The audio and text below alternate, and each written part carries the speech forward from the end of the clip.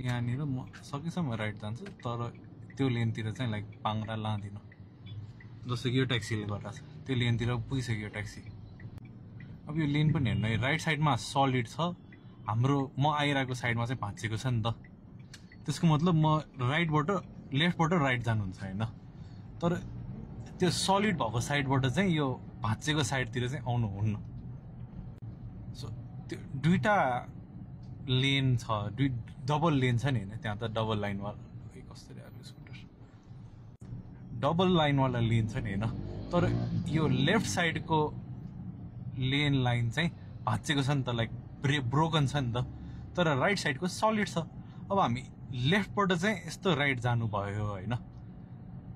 तर अब यो त सलिड छ नि त सो हामी यहाँबाट चाहिँ यसरी चाहिँ आउनु भएन कि अब दुवै सलिड छ भने त यताबाट यस्तो जानु पर्यो यताबाट पनि यस्तो जानु भएन होइन डल्लो पुग्नु थियो अब मलाई कताबाट जाऊँ डल्लो